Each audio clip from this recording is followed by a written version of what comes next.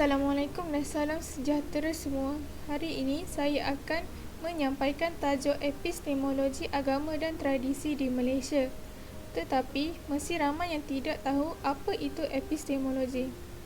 Epistemologi bermaksud theory of knowledge.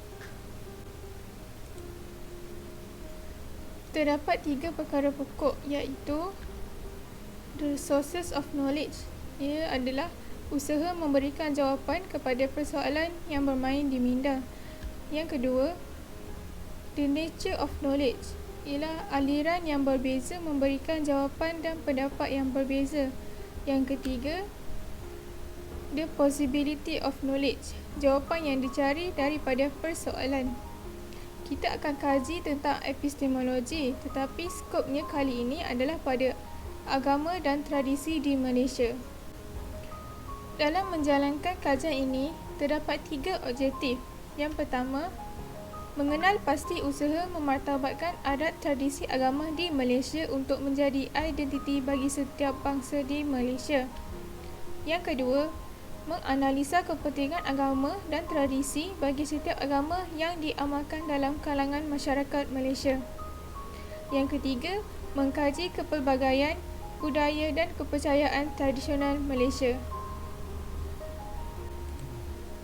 Seterusnya, metodologi kajian. Metodologi kajian yang digunakan untuk mendapat maklumat ialah melalui Google Form dan diedarkan melalui WhatsApp. Terdapat 5 bahagian dalam dapatan kajian ini. Yang pertama adalah data demografi responden. Yang kedua, mengkaji kepelbagaian budaya dan kepercayaan tradisional Malaysia. Yang ketiga, mengenal pasti usaha memartabatkan adat dan tradisi agama di Malaysia untuk menjadi identiti bagi setiap agama di Malaysia. Yang keempat, menganalisa kepentingan agama dan tradisi bagi setiap agama yang diamalkan dalam kalangan masyarakat Malaysia. Dan yang terakhir, kami membincangkan tentang cadangan dan penambahbaikan.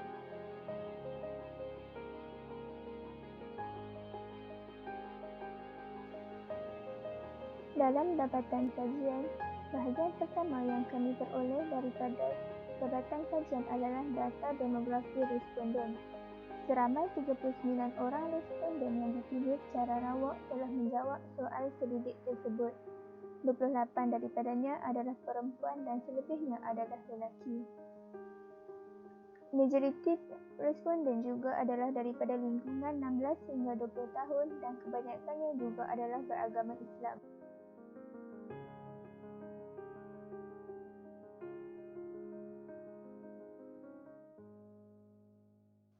Dalam bahagian B pula, lebih separuh daripada responden iaitu seramai 38 orang bersetuju bahawa negara kita mempunyai rakyat yang berbidang kaum dan seorang responden menyatakan tidak pasti.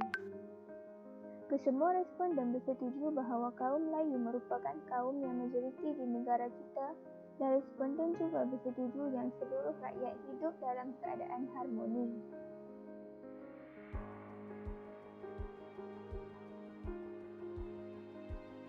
Seterusnya, dalam bahagian C, kami membincangkan usaha memartabatkan adat dan tradisi di negara kita.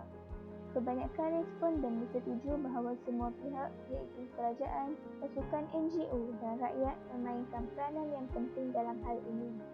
Majoriti responden menyatakan ya, iaitu keluarga dan jiran mereka masih mengamalkan adat dan tradisi.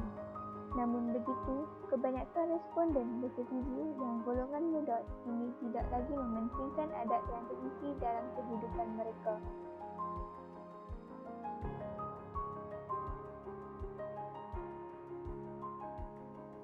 Selanjutnya, dalam bahagian B, kami membincangkan kepentingan agama dan tradisi.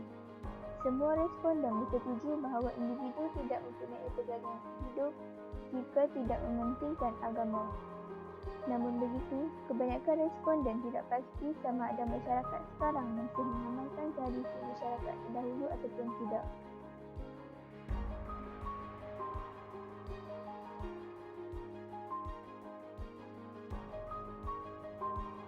Bagi bahagian yang terakhir, majoriti responden bersetuju yang setiap individu perlu dapatkan didikan awal tentang adat dan tradisi agama sejak mereka kecil.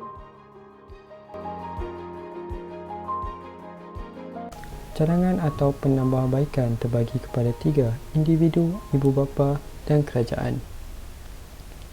Dari segi individu, kita haruslah belajar menerima budaya kaum lain seperti budaya kaum Islam, budaya kaum Cina dan budaya kaum India. Selain itu, kita perlu sematkan keikhlasan dalam diri. Dan yang terakhir, tidak iri hati dan menunjukkan rasisme pada agama lain. Dari segi ibu bapa pula, ibu bapa perlu mengamalkan adat tradisi untuk dijadikan contoh sesuai dengan pepatah melentur bulu biarlah dari rebungnya. Seperti animasi yang tertera di atas, adat membaca doa mempunyai kaitan yang rapat dengan agama Islam dan merupakan sunnah Nabi Muhammad SAW. Jadi, apakah contoh adat bagi agama lain?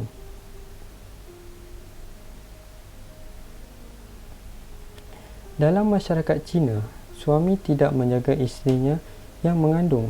Sebaliknya, ibu mertua mereka sendiri.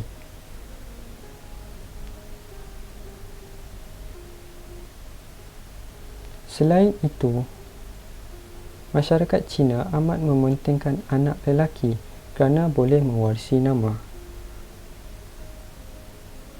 Dan yang terakhir, apabila berlakunya kematian, mereka digalakkan sebaiknya memakai pakaian berwarna muram untuk menunjukkan kesedihan pada si mati.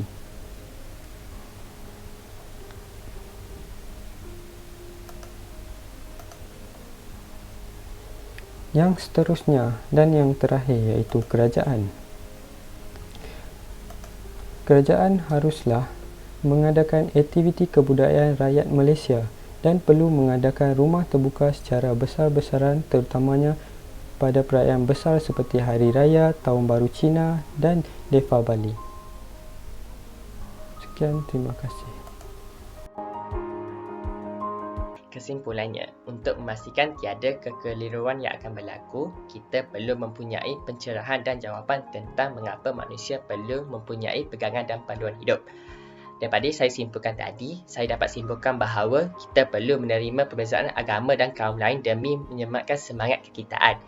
Selain itu, ibu bapa juga perlu mengamalkan adat tradisi agama terhadap anak sejak kecil lagi kerana melentur bulu biarlah dari rebunnya. Di samping itu, kerajaan perlu menarik minat remaja masa kini terhadap adat tradisi dan agama dengan mengadakan aktiviti kemasyarakatan dan kebudayaan.